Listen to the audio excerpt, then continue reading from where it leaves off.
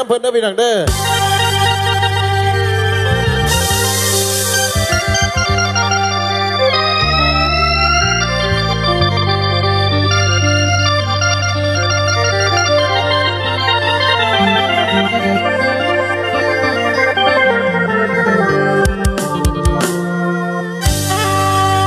กุหลา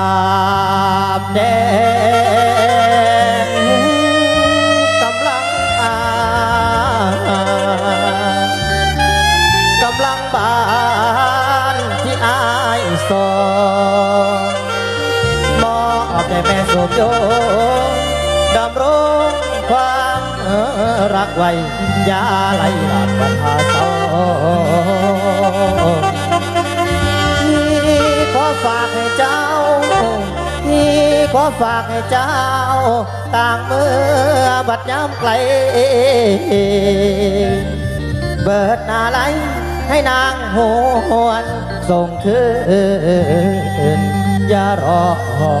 สาย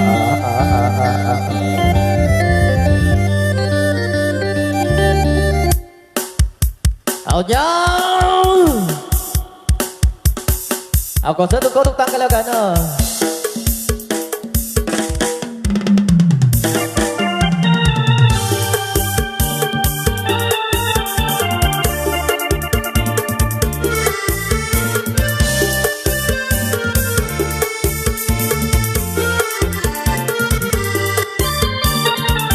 กุมภาวันวาเลนไทน์ของขวัญจากใจฉันมอบแด่เธอจากใจดวงนี้ที่มันละเมอคิดถึงเธอไม่มีวันเลิกกุหลาบสีแดงที่มอบแด่คนเพื่อเป็นในหัวใจยามสุดยาวฝากไปกระซิบหัวใจเบาๆเมื่อยามสุดเศร้ามันคงผ่อนคลาย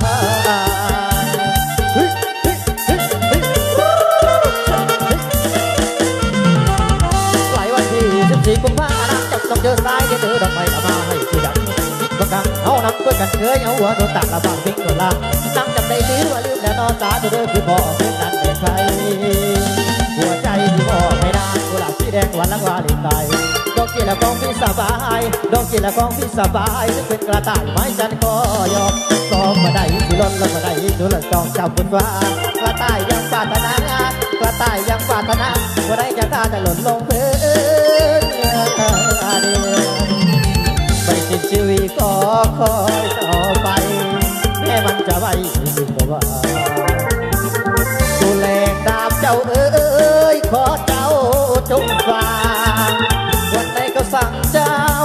จงคืนมาเอาเจ้าขึ้น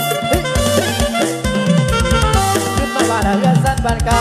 บ้านเก่าแล้วบ้านเก่าบ้านเก่าบ้านเก่าแล้วบ้านเก่าบ้านเก่าแค่เป็นจะทอดของทองไอ้ที่พ่อคนส่งเดินทางไอ้ที่พ่อคนส่งเดินทางกันจะมากเมื่อใจส่งขึ้นเดินออกไอ้ส่งขึ้นเดินนางนองเอาลูกนี้กัน3 รอบ4 ก้อนกันแล้วกันเด้อ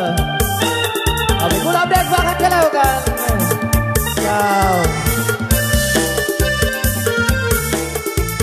เจ้า